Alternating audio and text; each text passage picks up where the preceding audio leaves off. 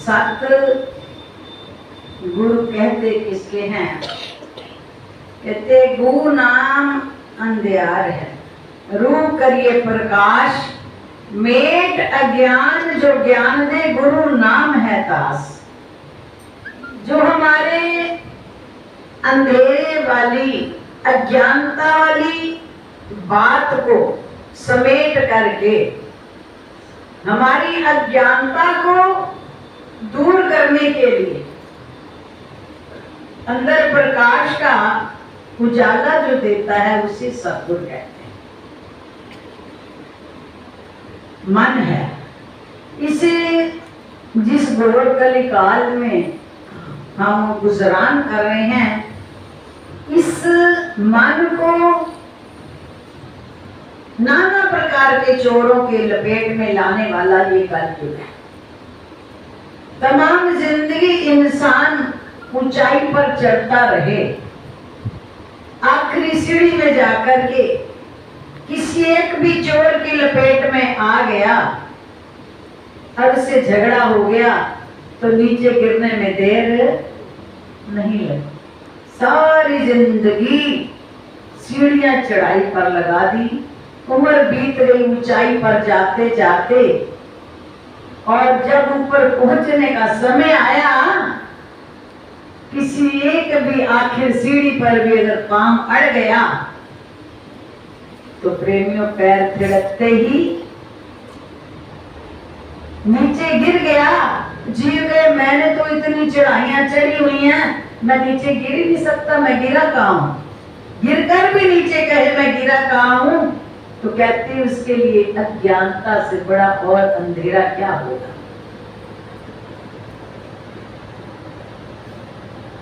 पुरातन इतिहास खोलो,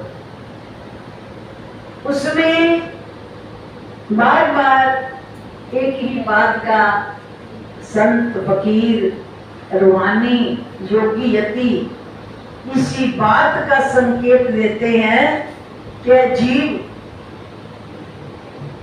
बंदे पल पल तुम मालिक से डर के ही चल, उसके आगे तो सब तेरा फीका है बल। हम जरा सा भी हमारे पल्ले दाने आते हैं तो कहते तेरे से बड़ा दुनिया में कोई है नहीं। होता क्या है कि वहीं पर अहंकार हमें गिरा के पटका देता है। प्रहलाद ने सारी जिंदगी भगवान पर अपना जीवन न्यौछावर किया। इतिहास है प्रहलाद की भक्ति का, ग्रंथ बने प्रहलाद की भक्ति से। तो प्रहलाद ने अपने भगवान के लिए समस्त कुर्बानियां की, यहाँ तक कि पिता से भी पूरा मुकाबला किया और प्रहलाद की भक्ति की महिमा बनी। लेकिन जब प्रहलाद के भीतर सूक्ष्म अहम आया, सूक्ष्म अहम कि मैंने भगवान को पा लिया है, मैंने सारी जिंदगी भगवान के सेवा में या उसकी सिमरन में लगा दी, तो भगवान क्या करते हैं? प्रहलाद की परीक्षा देते हैं और एक वृद्ध आप ही रूप धारण किया। किसी व्यक्ति के द्वारा प्रहलाद को क्या संदेश भिजवाया कि प्रहलाद जिस भगवान से तू इतना प्यार करता है, उसी भगवान ने तो तेरे पिता का वध किया और तू उसी का दीवाना है। जिसने तेरे बाप की हत्या की है, तू उसी का दीवाना है। प्रहलाद कहता बात तो ठीक है, मेरे पिता का वध भगवान ने किया है, तो अब मैं भगवान से इस बात का बदला लूंगा। क्या किया प्रहलाद ने? इस बात की भक्ति के बल पे, मेरे पास भक्ति है, मैं भगवान से मुकाबला करूंगा। युद्ध के लिए तैयार हो गया। अब भगवान जी जानते हैं कि मैंने प्रहलाद को परखने के लिए ही तो एक संदेश भेजा कि देखो ये भक्ति में कितना खरा है। तो प्रहलाद ने तैयार हो गया बातों में आके दूसरों की, पर भगवान के साथ युद्ध करने को तैयार। अब भगवान जानते हैं कि भक्त के पास, किसी भी दुनिया के इंसान के पास कहां ताकत है कि कोई भगवान से युद्ध कर सके। तो जब युद्ध की सेना इधर से प्रहलाद ने तैयार कर ली, उधर से भगवान की सेना भी आ गई। अब अंतर्यामी प्रभु क्या करते हैं, प्रहलाद एक वृद्ध का रूप धारण किया, बूढ़े का रूप धारण के हाथ में लाठी लेकर प्रहलाद के पास आए और कहने लगे, प्रहलाद कहाँ जा रहा है? मेरे पिता का वध भगवान ने किया, मैं युद्ध में हारूंगा। अब अंतर्यामी भगवान क्या करते हैं, वृद्ध का रूप धारण करके प्रहलाद के पास आते हैं। और जब प्रहलाद के पास आए तो प्रहलाद के पास पहुंच करके कांपते हाथों से पूरे एक जर्जर इतना वृद्ध शरीर लेकर के प्रहलाद के पास आए और शरीर कांप रहा और कांपते शरीर से हाथ से लाठी गिर गई। लाठी गिरा कर कहते, प्रहलाद मेरी लाठी गिर गई है, जरा उठा दे। मेरी लाठी गिर गई है, जरा उठा दे बच्चे, मैं लाठी के बिना नहीं चल सकता। तो प्रहलाद ने, राजा होने का एक मान आ गया, अपने सैनिकों से कहा ये लाठी उठा दो। आए सैनिक, वो लाठी जो जमीन पे पड़ी थी, किसी से लाठी न हिल सकी। एक लाठी जमीन पे पड़ी है, सेना नहीं उठा पाई। अनगिनत सेना बारी बारी आए और सभी वापस चले गए, किसी से लाठी यहाँ से वहां हिली नहीं। अब प्रहलाद बड़ा हैरान, एक लाठी ने तुमसे हिल सकती, मिल के उठाओ। सारी सेना इकट्ठी होकर के लाठी को हिलाने लगी और वो लाठी किसी से हिली नहीं। अब प्रहलाद खुद खड़े हुए। जब प्रहलाद खुद खड़ा हुआ, जोश और रोश में, गुस्से में और जोश में, कि तुमसे मैं क्या उम्मीद लगाऊं कि तुम युद्ध में जीत के आओगे, एक लाठी तो तुमसे हिल नहीं रही। तो भगवान बोले, वृद्ध रूप वाले भगवान, प्रहलाद इन सेना में दम नहीं है, तू ही उठा दे। अब प्रहलाद उठे और उस लाठी को उठाने लगे, आप गिर गए लेकिन लाठी नहीं हिल पाई। वो ऐसा कलाकार है, प्रहलाद से लाठी नहीं हिली जब, तो भगवान बोले, प्रहलाद बच्चे, एक लाठी तो मेरी तेरे से उठाई नहीं जा रही और तू भगवान से युद्ध करने को चल रहा है।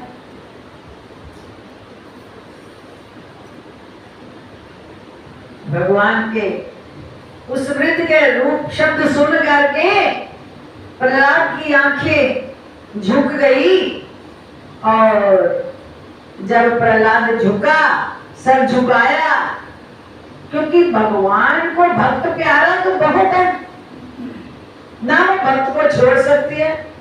जैसे माता पिता अपने बच्चे को नहीं छोड़ सकते, भगवान भी अपने भक्त को नहीं छोड़ सकते, क्योंकि भगवान भक्त के बिना नहीं रह सकते। लेकिन भगत की भक्ति अहंकार में न बदल जाए, उसके अहंकार को तोड़ने के लिए वो रूप भी बड़े बदलते हैं। तो जब प्रहलाद झुका और लाठी नहीं उठाई गई, तो भगवान ने प्रहलाद ने हाथ जोड़ दिए प्रभु के कहने पर कि बेटा एक लाठी तेरी मेरे से उठाई नहीं जा रही और तू भगवान से युद्ध करने के लिए सेना, तेरी सारी सेना हार गई, लाठी मेरी नहीं ला पाया और भगवान से युद्ध क्या करेगा। जब प्रहलाद के ऊपर से अहंकार का पर्दा क्यों नहीं उतारना था, तो प्रहलाद के ऊपर से अहंकार का पर्दा उतारा तो भगवान अपने चतुर्भुज रूप में आ गए। बोलो जयकारा बोल मेरे श्री गुरु महाराज की जय। थे तो आप ही रूप बदल कर आए हुए थे वृद्ध का, और अपने रूप में आकर के प्रहलाद के सामने जब खड़े हुए तो प्रहलाद पैरों में गिर गया। कहने लगे बेटा मेरी एक लाठी तो तेरे से हिलाई नहीं गई, सारी सेना तेरी हार गई और मेरी एक लाठी नहीं हिला सकता, हिला पाया, तो बता अब मेरे से युद्ध क्या। कौन तेरा पिता जिसके साथ मैंने किया।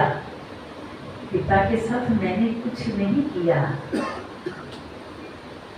उसका अपना अहंकार था। उसने तप करके मांगा और मांगा भी क्या, ना मैं दिन में मरूं ना मैं रात में, ना मैं अंदर ना मैं बाहर,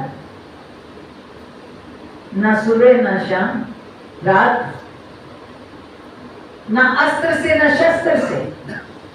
तो उसने मांगा भी क्या कि मैं भगवान से भी ऊंचा दर्जा पा लूं, अजर अमर जाऊं। अजर अमर तो दुनिया में कोई नहीं हो सकता। उसकी अहंकार के कारण उसका ऐसा, मुझे उसका वरदान भी दिया लेकिन उसे एहसास भी कराया कि प्रभु के आगे सदा झुक के रहो। जब जीव भगवान के आगे भी अपनी मति चलाता है तो कुदरत तो भगवान की गुलाम है, वो तो कई रूप धारण कर सकती है। तो प्रहलाद को इस बात का भगवान ने एहसास कराया कि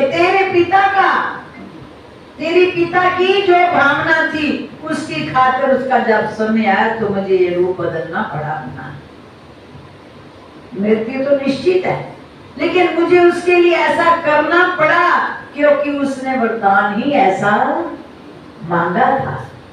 तू भक्ति में आकर के, क्योंकि भगवान परीक्षा भी आप लेता है। प्रहलाद को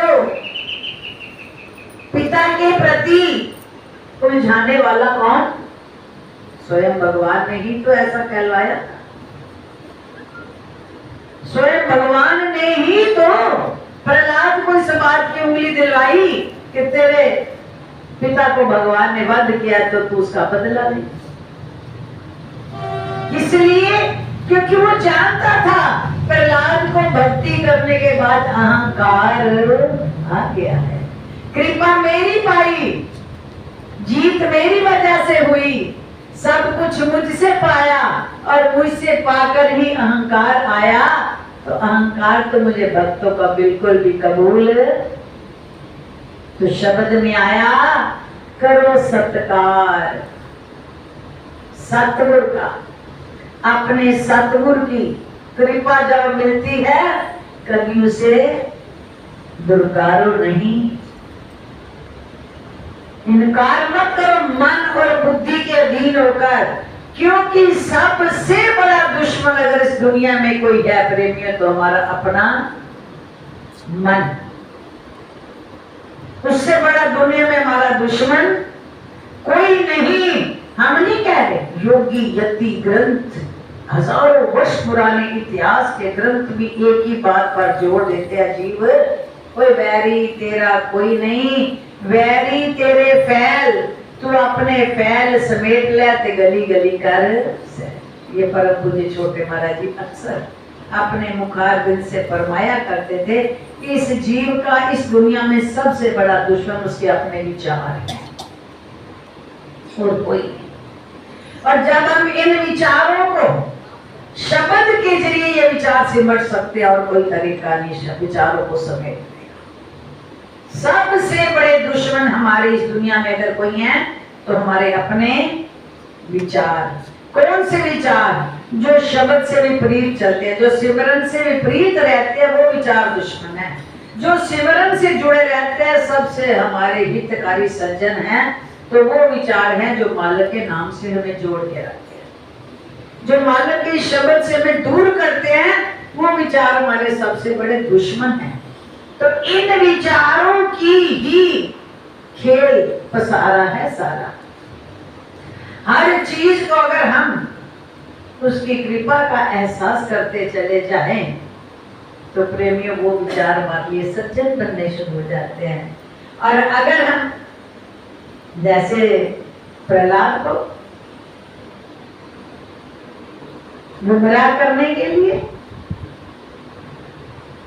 अहंकार वाले विचार आ गए, गुमराह होने लगा,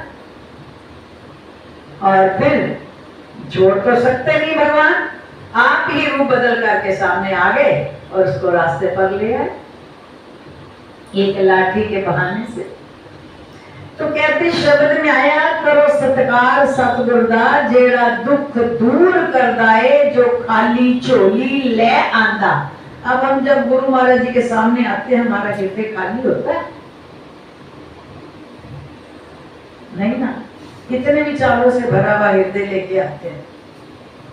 तो शब्द में आया जो खाली झोली ले आंदा ओदी भरपूर करता है। हमारी झोली तो विचारों से भरी होती है, फलाना ऐसे फलाना ऐसे फलाना ऐसे फलाना ऐसे, ये उससे न ऐसे। इन विचारों से जब खाली होकर हम केवल शून्य होकर के जब सतगुरु के पास आते हैं, प्रेमियों जीरो होकर के जब हम मालिक की शरण में आते हैं, मैं तो कुछ हूं ही नहीं, जब जीरो होकर के उनके चरणों में अर्पित करेंगे अपने आप को, तो उस जीरो के साथ एक बनकर खड़े होकर हमारा परलोक संवारते हैं, इस जीरो की कीमत बढ़ाते हैं और जीवन को मूल्यवान बनाते हैं। मूल्यवान बनने के लिए शून्य होना जरूरी है, और शून्य तभी हुआ जाएगा जब उनसे बड़ा हमें कोई और नजर नहीं आएगा। अगर इनसे बड़ा अपना मन भी नजर आ गया तो शून्य हो ही नहीं सकते कभी। अगर हमें गुरु के बराबर, गुरु की कृपा के बराबर अपने आप को भी बराबर बना लिया, कभी शून्य हो ही नहीं सकते। जन्म जन्म बीत जाएंगे, जन्म जन्म बीत जाएंगे, कोई दुनिया की ताकत हमें भरपूर नहीं कर सकती जब तक हम उनकी कृपा का एहसास नहीं करते और अपनी कमियों का एहसास नहीं करते। हमारा हृदय क्या है? माया में ग्रसित, और गुरु का हृदय क्या है? रूहानियत की मंजिल। हमारे गुरु माया में ग्रसित हृदय को वो खाली करके और ऊंचाइयों को ले जाने के लिए नाना प्रकार के खेल रचाते हैं। कारण कि जिसे आप, एक बच्चा होता है, अपने माता पिता को पता होता है कि उन्होंने मेहनत करके जो कमाया और उस कमाने के बाद बड़े आराम से, धैर्य से, दया से, धर्म से, तुम सहानुभूति से, प्रेम से व्यवहार निभाते चले जाओ, तो वो व्यवहार तुम्हारे घर को स्वर्ग बनाएगा। तो माता पिता यही चाहते हैं कि जिस तरह हमने बड़े प्रेम से धन कमाकर बच्चों को सुमति से कमा के सिखाया, हमारे बच्चे भी वही निम्रता और सुमति से घर परिवार को चलाएं। लेकिन बच्चे कहे कि मुझे आपकी शिक्षा नहीं चाहिए, बाहर समाज जो जा रहा है मैं उस भाव में बहूंगा, जिधर दुनिया बह रही है मुझे उधर बहने दो, मुझे मत रोको। तो माता पिता उदास हो जाते हैं, निराश हो जाते हैं, लेकिन समझा सकते हैं पर उनके अंदर घोल कर नहीं भर सकते। सतगुरु भी हमें देखते हैं कि जीव तुझे ये जन्म, ये श्वास, ये मौका जो मिला है, ये अंदर की ऊंचाइयों के लिए मिला।